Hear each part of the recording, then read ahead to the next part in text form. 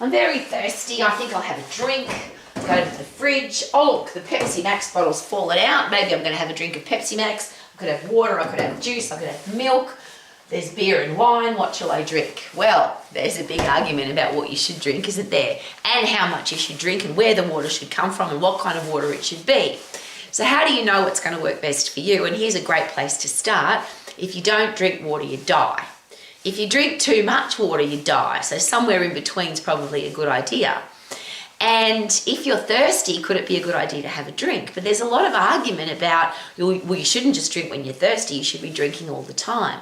Well, let's start with if you don't drink, you're going to die. So you've got to have water. How long can you live without fluid?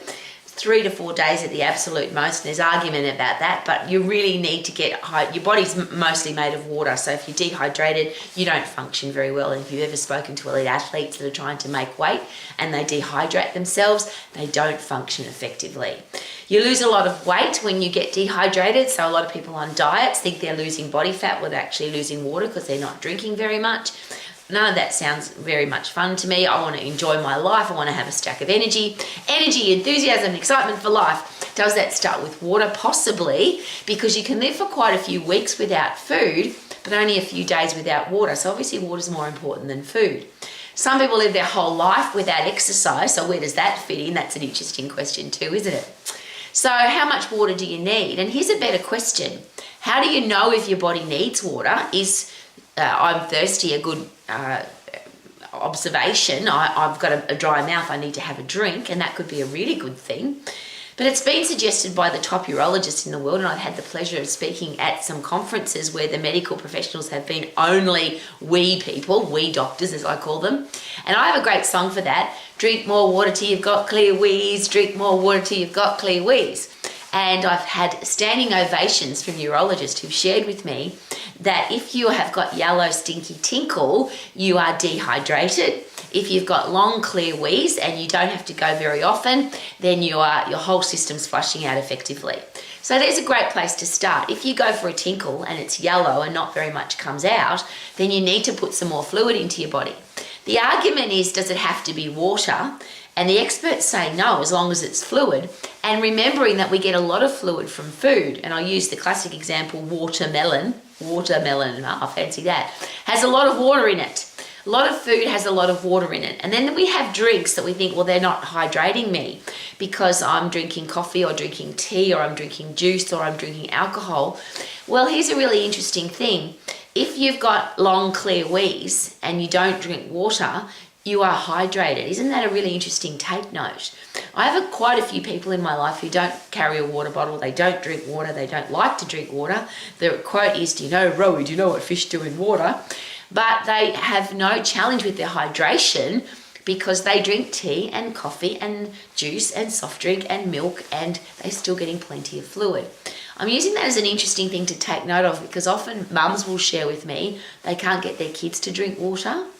But if you don't drink water, you die. So if your child can get their fluid from juice or milk or food, fruit, watermelon, that would be awesome. That's my fridge making a funny noise. I think my fridge is saying, Rowie, you need to have a drink. My body tells me that though, isn't that awesome? When you're really fit and really strong, your hormonal system tells you exactly what you need. And part of your hormonal system is we are dehydrating, we need fluid, please put some water in, and that's what makes you thirsty. So long clear wheeze and feeling thirsty is a great sign that you need to put some fluid in. Where that fluid comes from, that's completely up to you. And I hate it when people tell me what to do. I hate it when people say, eat this, or worse, drink 8 glasses. You've got to drink 2 liters. We don't got to do anything. If you want to feel good, you've got to be hydrated. And if you've got long clear wheeze and you have a stack of energy, it's very likely, and you're not thirsty, it's very likely that you are hydrated. So where that hydration comes from really is nobody's business. And the 2 things about 2 liters and 8 glasses is just ridiculous and doesn't make any common sense. How could it possibly? What if you're tall, short, old, young, live in a hot place, sweat a lot, use your brain a lot? There's a whole heap of different reasons why we would use water at a different rate. So to say to somebody, you have to drink 8 glasses or you have to drink 2 liters doesn't make any sense. But even worse, I always ask, what size glasses? Oh, the standard glass size. Well, what is that? Why do we say these ridiculous numbers that most people, there's a lot of people, honestly most people, a lot of people have shared with me, they feel guilty because they're not drinking their 8 glasses or they're not getting their 2 litres. Well, I always ask, do you feel thirsty? No. What colour's your tinkle? Clear. How long is it? Lots come out. Then you're doing fine. Reverse, if you've got yellow stinky tinkle, then you need to put some more fluid in. And where that fluid comes from, you get to decide. Now, obviously, if you're drinking water, it's just water. If you're drinking juice or soft drink or milk, we've now got a whole heap of other things coming in. But could that be a positive? So if you don't get enough protein and you're thirsty, then you could drink milk. If you are doing a lot of exercise over a long period of time, maybe water's not enough. Maybe you need to have some cordial in your water. Maybe you need to drink some soft drink. Maybe you need an expensive sports drink. But I use that pre-frame expensive sports drink because ultimately a sports drink is just water with chemicals in it, colorings, flavorings, sugar. Do we need to have all of that stuff? Well, if you want it and want to pay for it, of course you can drink it. Just be aware, of course, and we all have to be, that anything that we don't use will end up stored on our body as squidgy bits. So if you put too much soft drink, too much milk, too much alcohol, too much juice into your body and you don't burn it up, all of it in some way, shape or form is going to end up in your fat cell. Even alcohol. Alcohol's never stored in your body. There's no place to store it. When you drink alcohol, not really good for hydration usually, unless I'll just rephrase that. A lot of people will share with me that a cold beer on a hot day is an awesome way to quench your thirst. So who am I to say that it's not good for hydration? Some people drink beer because it's a pleasurable experience and it stops them from being thirsty. So rather than can't have, mustn't have, don't have, shouldn't have, good, bad, I always joke about water in particular because I've been to France and I've been to Italy, and the 2 most expensive waters in the world are from those 2 countries. If you really want to pay a lot of money for a bottle of water, it'll come from France or Italy.